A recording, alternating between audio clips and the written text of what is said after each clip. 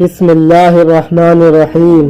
شروع اللہ کے نام سے جو بڑا ہی مہربان اور نہایت کرم کرنے والا ہے۔ محترم ناظرین السلام علیکم۔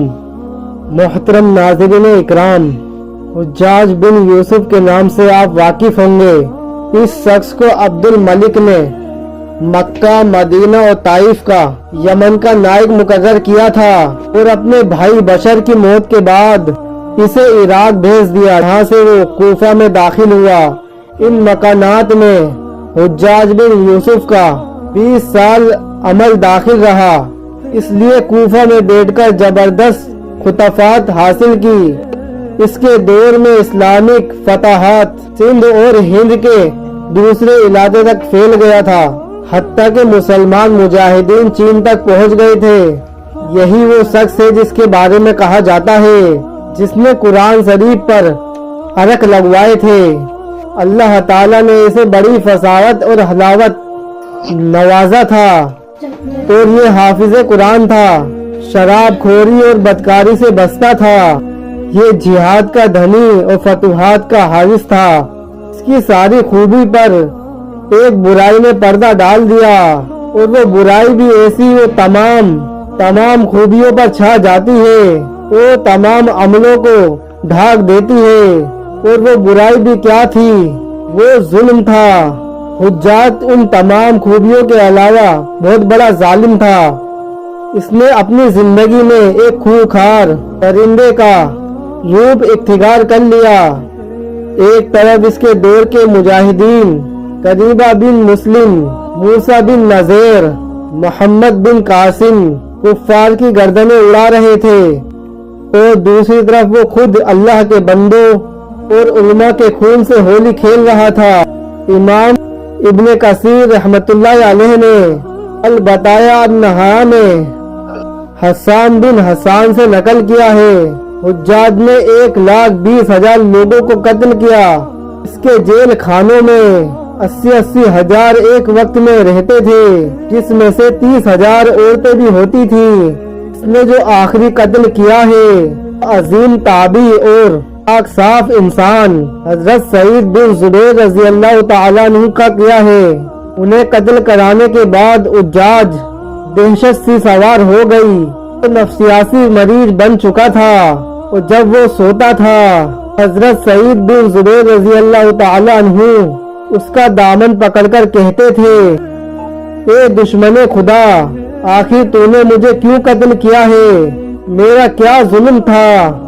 جواب میں حجاج بن یوسف کہتا تھا، مجھے وہ سعید کو کیا ہو گیا ہے، مجھے وہ سعید کو کیا ہو گیا ہے۔ یہ وہ اندر کی آگ تھی جو بھڑک اٹھتی ہے، جو امن و سکون سب کچھ راکھ کر دیتی ہے۔ اس کے ساتھ ساتھ حجاج کو وہ بیماری لگ گئی تھی جسے زم حریری کہا جاتا ہے۔ اس بیماری میں سخت سردی کلیجے سے اٹھ کر سارے جسم پر چھا جاتی تھی اور وہ کانپتا جاتا تھا۔ آنکھ سے بھری انگیٹھیاں اس کے پاس لائی جاتی تھی، وہ اس قدر اس کے قریب رکھ دی جاتی تھی کہ ان کی تبیت سے اس کی کھال جل جاتی تھی، مگر اسے احساس نہیں ہوتا تھا۔ حکیموں کو بلایا تو ان حکیموں نے بتایا کہ ان کے پیٹ میں سرطان ہے۔ ایک طبیب نے ایک گوشت کا ٹکڑا لیا، اسے دھاگے کے ساتھ باندھ کر حجاج بن یوسف کے حلق میں اتار دیا۔ تھوڑی دیر کے بعد دھاگے پہ اس دھاگے کو کھینچا تو اس گوشت کے ٹکڑے پر بہت سے کیڑے لپٹے ہوئے تھے۔ حجاج اب ان مادی تدبیروں سے مایوس ہو گیا تو اس نے حسن بصری رحمت اللہ علیہ کو بلوایا اور ان سے دعا کی درخواست کی۔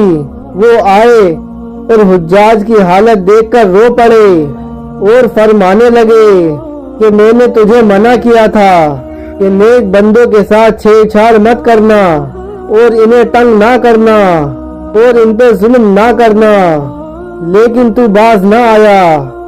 آج حجاج ایک عبرتناک بنا ہوا تھا، وہ اندر سے بھی جل رہا تھا اور باہر سے بھی جل رہا تھا، وہ اندر سے ٹوٹ چکا تھا۔ چنانچہ وہ سعید بن جبیر رضی اللہ تعالیٰ عنہ کے قتل کرنے کے بعد زیادہ دن تک زندہ نہ رہ سکا، اور وہ بھی 40 دن کے بعد دنیا سے پردہ فرما گیا۔ لیکن حضرت سعید رضی اللہ تعالی عنہ اور حجاج کی موت میں بہت فرق تھا۔ حضرت سعید کو شہادت کی موت نصیب ہوئی، وہ ایسی آن بان سے دنیا سے رخصت ہوئے جو بعد میں آنے والے مجاہدین کے لیے ایک سنگ میل قائم کر گئے۔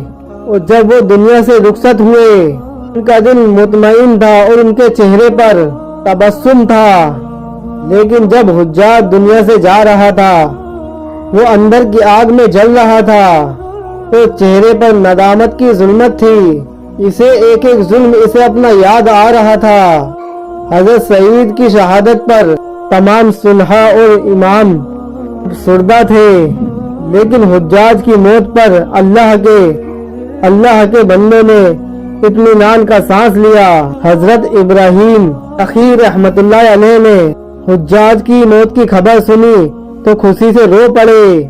مرنے کے بعد حجاج کی تمام قبر کے نشان مٹا دیے گئے تاکہ لوگ اس کی لاش کو باہر نکال کر جلا نہ دے۔ اللہ اکبر! یہ اندیشے اس کی قبر کے بارے میں ہو رہے تھے۔ اس کے سامنے اس کی زندگی میں لوگ کھڑے ہوتے تھے تو ان پر لرزہ طاری ہو جاتا تھا، لوگ اس کے ڈر سے دیوانے بن جایا کرتے تھے۔ اس واقعے سے ہمیں یہ حاصل ہوا کہ ظلم کا انجام ہمیشہ برا ہوتا ہے، چنانچہ انسان کسی بھی موڑ پر ظالم نہ بنے۔ اللہ تعالی ہمیشہ ظلم سے دور رہنے کی توفیق عطا فرمائے، آمین ثم آمین۔